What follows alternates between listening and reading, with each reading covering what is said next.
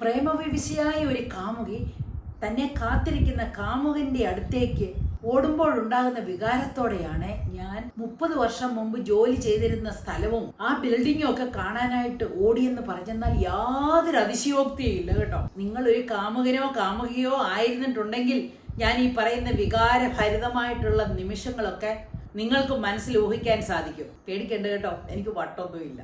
Hi guys, എല്ലാവർക്കും നമസ്കാരം. ഞാൻ ആലിസ് മാത്യു.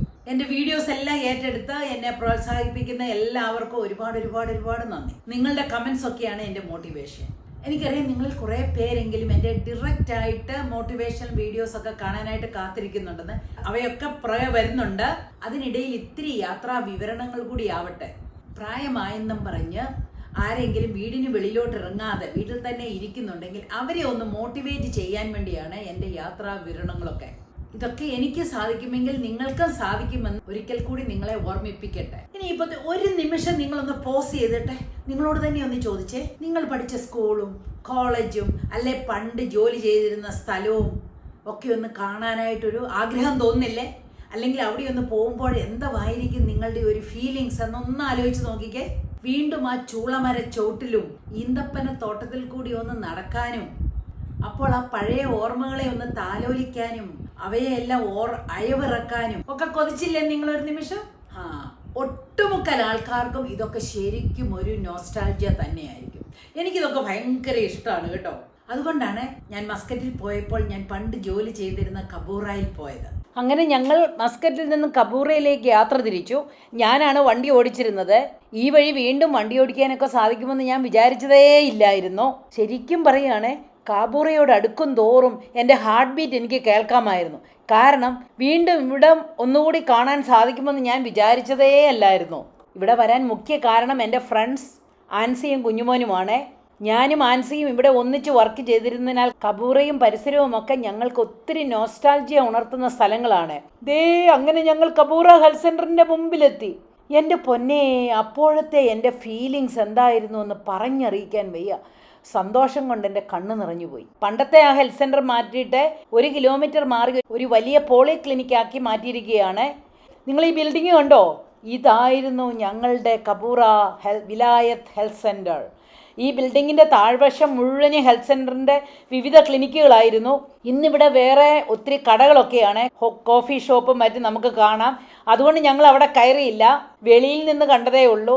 ബിൽഡിങ്ങിനുള്ളിലേക്ക് കയറാനായിട്ടൊരു ചമ്മലായിരുന്നു. അവരോട് എന്താ പറയുന്നത്, 30 വർഷം മുമ്പ് ഞങ്ങൾ ഇവിടെ വർക്ക് ചെയ്തിരുന്നതായിരുന്നു എന്നൊക്കെ പറഞ്ഞു കഴിഞ്ഞാൽ അവർ കണ്ണുമിഴിക്കും കേട്ടോ. അതുകൊണ്ട് തന്നെ കയറിയില്ല. ഇത് ബിൽഡിങ്ങിൻ്റെ ബാക്ക് വശമാണ്. 2nd ഫ്ലോറിൽ അങ്ങേയറ്റത്തായിരുന്നു എൻ്റെ റൂം. അതിനിപ്പുറേ ആൻസിയുടെ റൂമും. ഞങ്ങളുടെ റൂംസും അതിനടുത്തുള്ള ഈന്തപ്പന തോട്ടവും അതിനടുത്തുള്ള വെജിറ്റബിൾ ഗാർഡനും ഒക്കെ ഇന്നും അതുപോലെ തന്നെയുണ്ട്. ഞാൻ 30 വർഷം മുമ്പ് വർക്ക് ചെയ്തതാണ്. ഒമാനിൽ വർക്ക് ചെയ്ത ഹെൽത്ത് സെൻറ്റർ അതിൻ്റെ പുറകുവശമാണ് ഈ കാണുന്നത്. ഇത് ഞങ്ങളുടെ ഗാർഡനായിരുന്നു. അതിൻ്റെ അപ്പുറത്തെ പാം ട്രീസ് എല്ലാം ഉള്ള ഒരു ഫാം.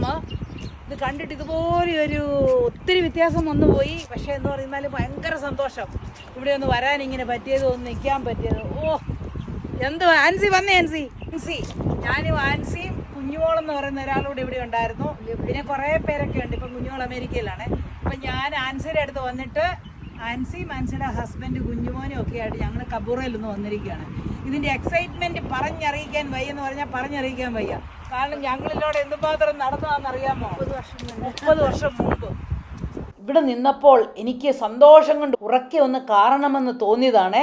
പക്ഷേ കുഞ്ഞുമോൻ കൂടെ ഉണ്ടായിരുന്നതിനാൽ എൻ്റെ കാറൽ വെറും പറച്ചിലാക്കി ഒതുക്കി. ഈ ബൈക്കാടിനൊന്നും ഒരു മാറ്റവും ഇല്ല കേട്ടോ.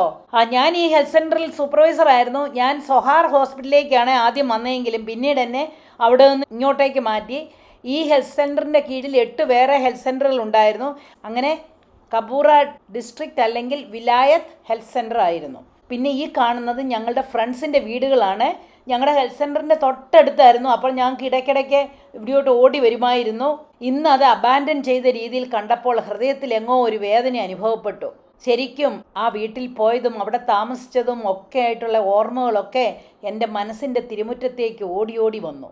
ഞങ്ങൾ കുറേ നേരം അതുവഴിയൊക്കെ നടന്നു. എനിവേ, കബൂറയിൽ വരാനും ഇവിടമെല്ലാം ചുറ്റി നടക്കാനും സാധിച്ചതിൻ്റെ സന്തോഷം പറഞ്ഞറിയിക്കാൻ വയ്യ.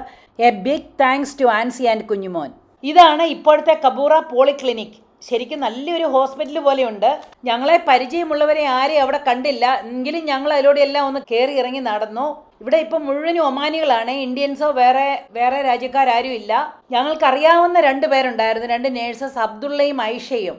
അവരിപ്പോൾ ഇവിടുത്തെ ഇൻചാർജ് ആയതിനാൽ മോർണിംഗ് ഷിഫ്റ്റ് ആണ്, അതിനാൽ ഞങ്ങൾ ഈവനിങ്ങിലാണ് വന്നത്, അതുകൊണ്ട് കാണാൻ സാധിച്ചില്ല. അങ്ങനെ എൻ്റെ ഒമാൻ യാത്ര ഒരു ചരിത്രപ്രധാനമായ യാത്രയായിട്ടാണ് എനിക്ക് തോന്നിയത്. നിങ്ങൾക്കും വേണമെങ്കിൽ നിങ്ങൾ പഠിച്ച സ്കൂൾ, കോളേജ് അല്ലെങ്കിൽ പഴയ ജോലിസ്ഥലം ഒക്കെ ഒന്ന് കാഷ്വലി വിസിറ്റ് ചെയ്യാവുന്നതാണ്. കാഷ്വലി ഒന്ന് വിസിറ്റ് ചെയ്ത് നോക്കൂ. അവ നിങ്ങൾക്ക് ശരിക്കും ഇമ്മെൻസ് ഹാപ്പിനെസ് തന്നെയായിരിക്കും തരിക. അപ്പോൾ ഇതുപോലത്തെ വീഡിയോയുമായി വരുന്നതുവരെ ബായ്.